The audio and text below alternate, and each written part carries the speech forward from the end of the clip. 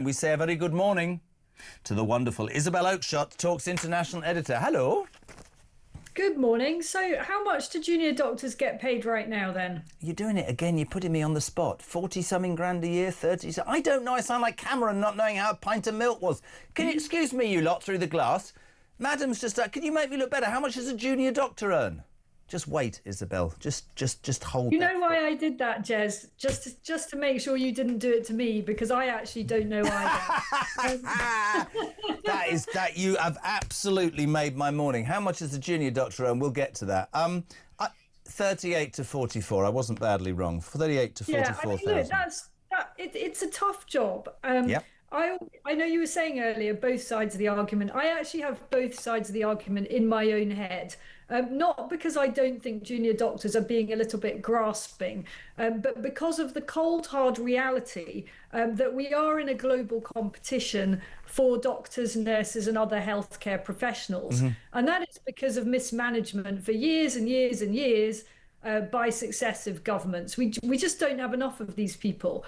And worse, actually working within the NHS is pretty damn miserable compared to many of the alternative job offers that they can get in Australia, for example, certainly in the Middle East and private healthcare facilities.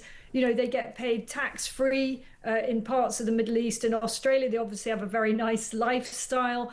And then there's the NHS. And, you know, unless we pay them properly, we're just not going to be able to hold on to them. But that doesn't mean that they can be greedy about it. And the thing that I really object to each and every time this happens is the whole thing where they say, this is about patient safety. You know, this is just all about other people. No, it's not. It's about you and you trying to get the maximum market value. And that's fine. We all try and do that. But can you please be honest about it? I agree. And actually, I mean, I've been saying this for a long time. The optics of getting 23% and then demanding another 23% in a country that is skint, where a lot of hard-working people haven't had a rise for a long time, is not great.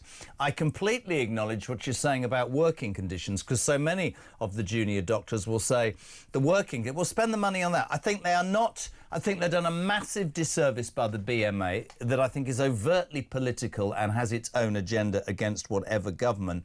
But I have a plan that some people think is barking mad. I would say to junior doctors who do, and Jacqueline from Liverpool is right, pay their own loans, as other students do.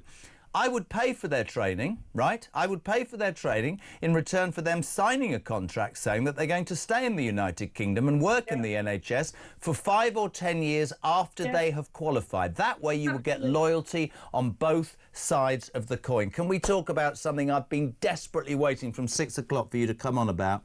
Chaos in number 10 overnight. It started yesterday as well. Look at the grin on her face. Sources close to the Prime Minister came out and said, you know, Keir Starmer would indeed fight any sort of leadership challenge.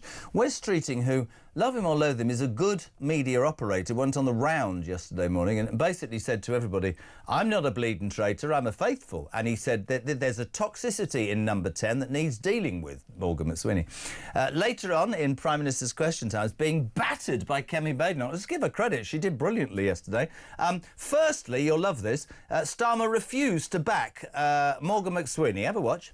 The Prime Minister is not going to do anything about the toxic culture. This is his responsibility. Just last night, his allies accused not just the Health Secretary, but the Home Secretary and even the Energy Secretary of launching leadership bids. These attacks came from number 10. Nowhere else, his toxic number 10. The person responsible for the culture in number 10 is his Chief of Staff, Morgan McSweeney. Does the Prime Minister have full confidence in him? No.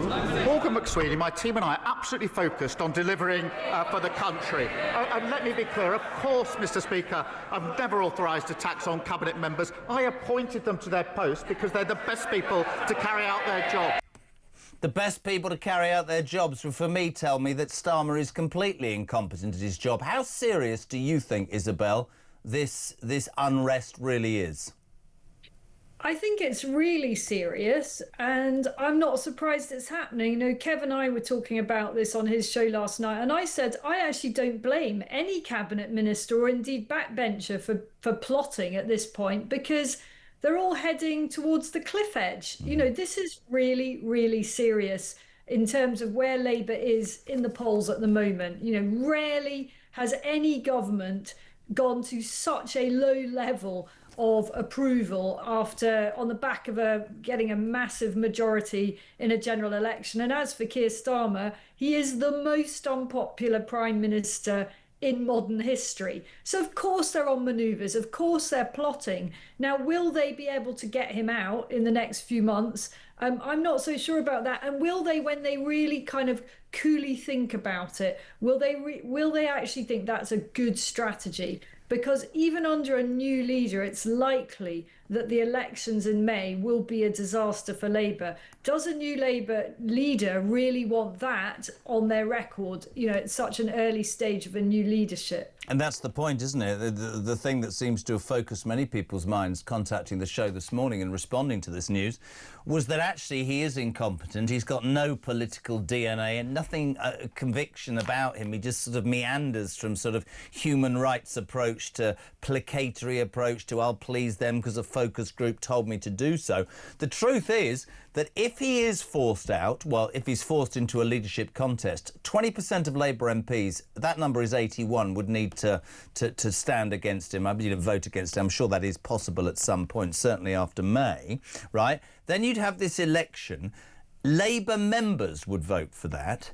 And the alternative, I'm told by the viewers, is worse than Starmer. That says something. I mean, you can forget Wes Streeting and you can forget anybody on the right of the party like Shabana Mahmood. The two people streets ahead are Angela Rayner, she's the one who resigned in disgrace the other day, and Ed Miliband, the net zero idiot who would end up genuinely being the Prime Minister. This morning he appeared on the BBC because Wes Streeting said those attacks need looking at in number 10. This was Miliband talking as usual at a tosh. Have a watch.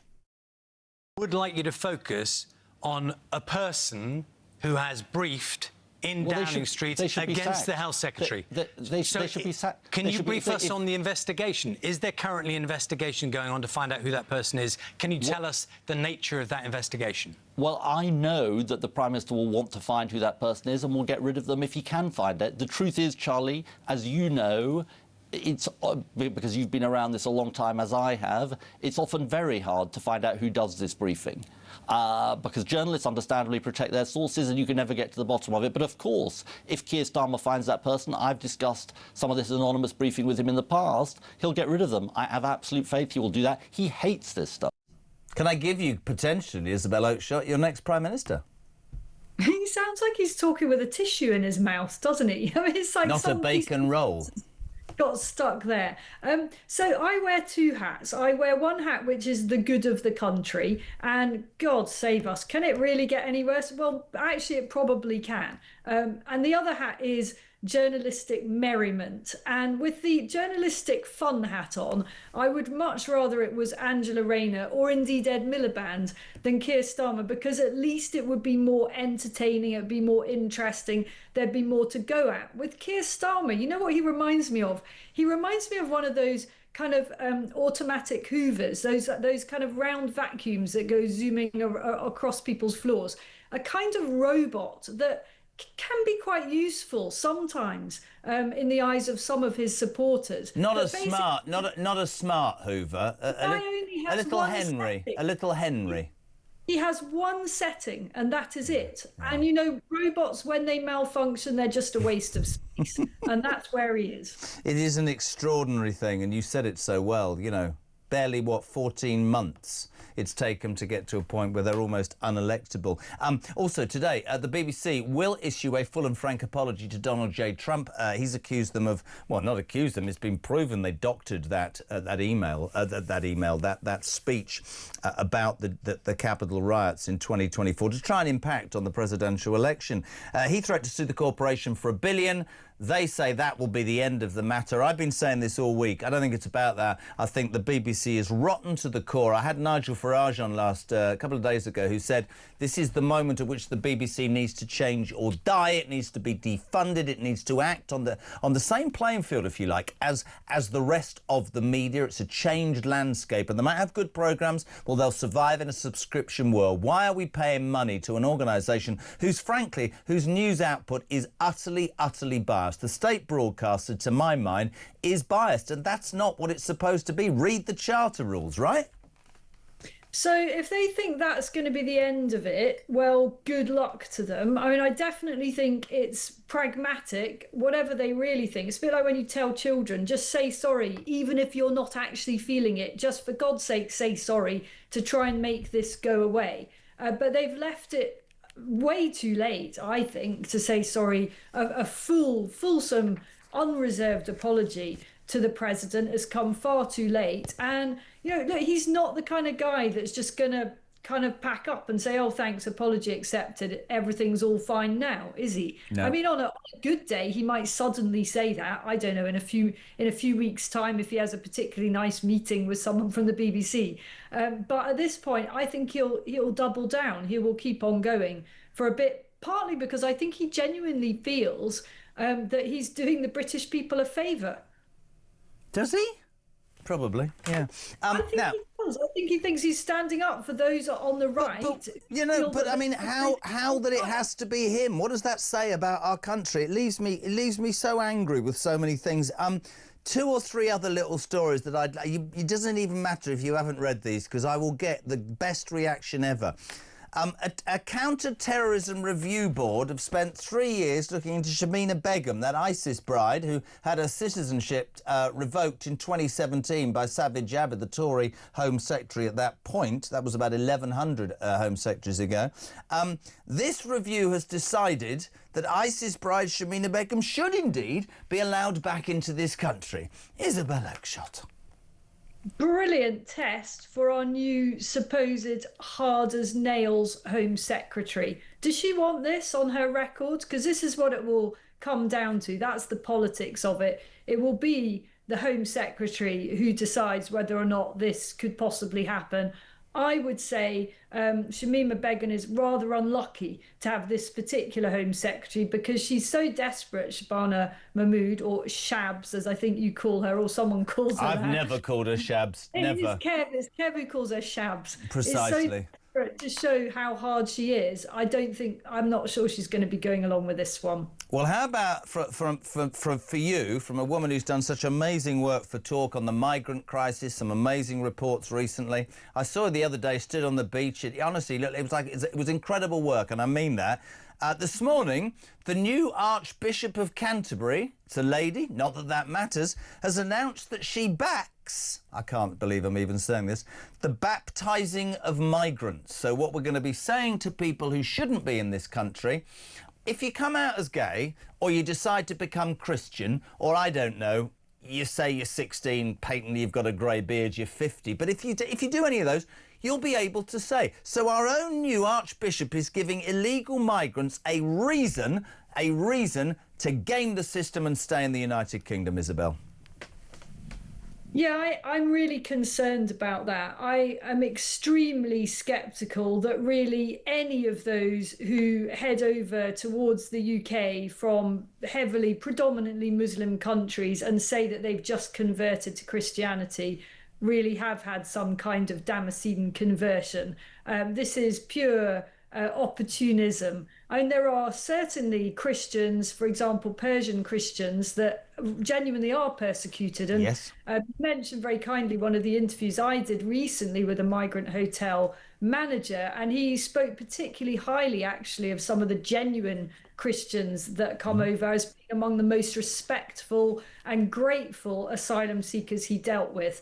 But I'm afraid it's pretty rare amongst Muslims that come over. Their religion is absolutely what they grew up with. They were steeped in it. No criticism of that whatsoever. But it's not really a thing converting from Islam to Christianity. I don't know why we can't sharpen up on reasons that we give for people who can't be here to stay here, whilst also screwing our own people at the same time. For me, it's really simple.